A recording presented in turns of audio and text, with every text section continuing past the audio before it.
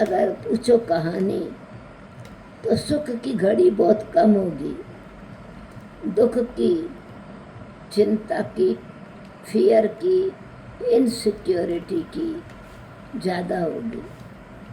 और बाबा के बच्चे बनते हैं तो बीच बीच में टेस्ट ज़रूर आते हैं, और कोई टेस्ट नहीं है। संस्कार को मिला करके चलना, एक दो को स्वीकार करके चलना, एक दो की विशेषता को विशेष समझ करके चलना, तो सम्मान में रहना और सम्मान देना, यही बाबा की शिक्षा हम बच्चों के लिए, हमारे ही कल्याण के लिए अथवा हमारे ही उद्धार के लिए है। और दूसरी बात, सेफ बैठे हैं। वैसे जीवन की चिंता होती है, अभी बाबा को हमारी चिंता है। बाबा ने गारंटी कर दिया और प्रॉमिस कर लिया, चिंता मत कर, मैं बैठा हूँ ना। अभी वायदा कर दिया चिंता मत कर, और फिर हम चिंता करें, इसका मतलब मुझे कोई चीज़ में, मेरी बुद्धि में निश्चय की कमी है। निश्चय की कमी ना भी हो, समझ की कमी है। समझ की कमी ना भी हो, सोच जो है उसका पुराना प्रभाव है। सोचने का जो संकल्प शक्ति है उसमें वो ज्ञान सहित संकल्प शक्ति नहीं। अगर ज्ञान सहित संकल्प शक्ति हो तो चिंता की कोई बात नहीं। बुद्धि दिव्य हो तो किसी के संस्कार का प्रभाव नहीं। संस्कार श्रेष्ठ हो तो सम्मान मांगना नहीं पड़ता, मान अपने आप ही मिलता है, क्योंकि सभी मानते हैं कि इनकी विशेषता ये है। समय पर कोई भूल भी हो जाती है, ऐसे नहीं कि अब भूल बन गए, भूलें होती हैं, परंतु ब्राह्मण परिवार में बाबा ने समझ दी है कि भूल को याद रखना भी भूल है। किसी की भूल को याद रखना अथवा भूल की धूल हमारे पर चढ़ गई तो हमारे हीरे की चमक कम हो जाएगी। इसलिए भूल को भूल जाना ये है एक बहुत बड़ी कला, और भूल को याद करना यह है बहुत बड़ा अवगुण, बहुत बड़ी कमजोरी है और बहुत बड़ा अवगुण है, क्योंकि हम अपने को घाटा डाल रहे हैं। भूल दूसरे ने की और हम उसको बार बार रिपीट करके या तो उनको सिद्ध कर रहे हैं या जिद कर रहे हैं कि तुम मानो, परंतु आत्मा अपने रियलाइजेशन से जो मानती है वो परमानेंट चेंज होता है। कोई दूसरा पॉइंट आउट करता रहे तो उनकी जो पॉइंट आउट करने की शक्ति है वो अपनी शक्ति को भी कमज़ोर करती है और दूसरे की शक्ति को भी कमज़ोर कर देती है। तो बाबा के जो रोज़ के मधुर महावाक्य हैं, शिक्षाएं हैं, जो बाबा ने आज कहा कि आपके भाग्य की तीनों रेखाएं चमक रही है। बाबा चमकती हुई देखता है, हम नहीं चमकती हुई देखते। क्यों? क्योंकि हमारी दृष्टि में वो आत्मिक भाव से चमकने की देखने की दृष्टि नहीं खुली है। बाबा कमजोरी को, जो अच्छाई है उसकी लाइट से डिलीट करता है।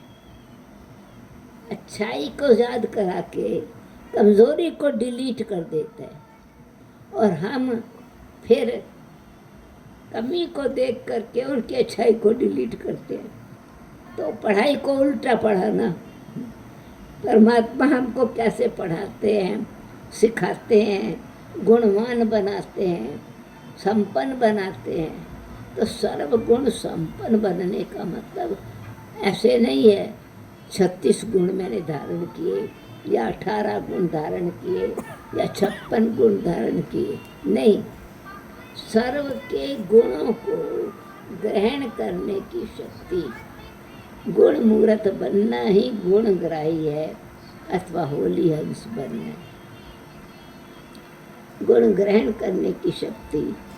तो हंस मंडली, बाबा ने बच्चों को ओम मंडली में बिठा के हंस मंडली बनाया और कौओं को उड़ा दिया।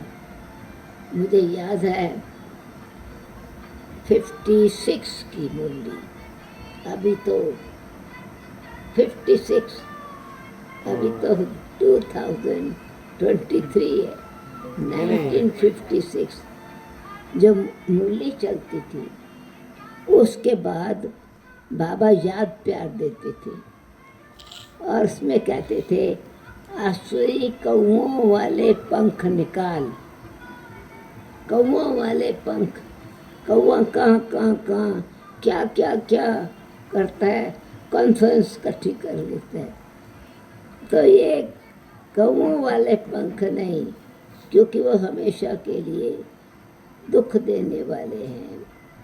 हम कौवे को देख के कोई नहीं कहेगा बैठा रहे, चलो मैं इसका फ़ोटो खींचता हूँ, अपने कमरे में रखता हूँ, बड़ा सुंदर लगता है। कौओं वाले पंख निकाल, मोर मुकुटधारी बन। मोर पास में आके खड़ा होगा तो कहेंगे खड़ा रहे, कोई मेरा फोटो ले लेवे ना। कौआ कंधे पर बैठा होगा, कहेगा आके फोटो ले लो, कौआ मेरे कंधे पर बैठा है। चिड़िया बैठी है, शांति की चिड़िया है, तो आप एक फोटो खींच लो, समझो।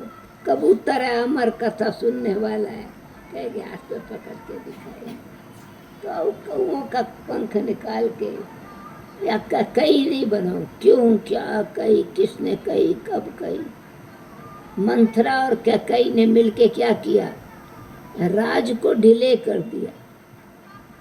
सतयुग में राम, वास्तव में राम का ही राज आने वाला था, कल आने वाला था राज, और वो कल के बदले 14 साल डिले हो गया।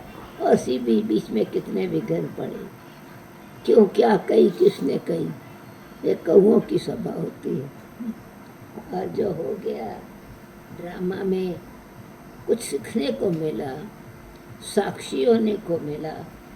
भूल भले दूसरे की हुई, कोई गिरा तो मैं तो खड्डे में नहीं गिरूंगी ना। हम देख रहे हैं कि कमजोरी के कारण कईयों को अपने हृदय में पश्चाताप होता है, पर स्वमान की शक्ति न होने के कारण फिर वो ग्रहण करने की शक्ति कम हो जाती है। बाबा से जो शक्ति मिल रही है ना, वो भी नहीं ले सकते। क्यों कि इन्फीरिटी कॉम्प्लेक्स या दूसरों से कंपैरिजन करने से हमारे अंदर जो हमारी कैपेसिटी है वो कम हो जाती है। फिर कभी कभी कोई समझते हैं इनको तो बहुत बड़ा मान है, शान है, हमारा तो हम तो छोटे हैं ना, हम कुछ नहीं है।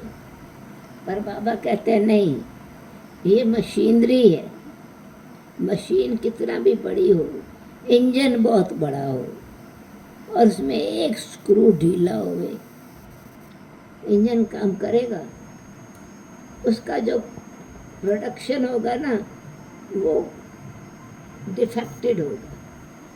और वो स्क्रू ठीक कस हो गया तो मशीन का इंजन ठीक काम करेगा। तो भले मेरा पार्ट बहुत छोटा है, परंतु बाबा की नज़र में छोटे होते भी बहुत महत्वपूर्ण है।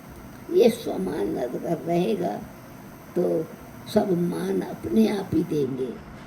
अगर स्वमान की सीट पर नहीं बैठे तो सूक्ष्म का अभिमान काम करने लगता है।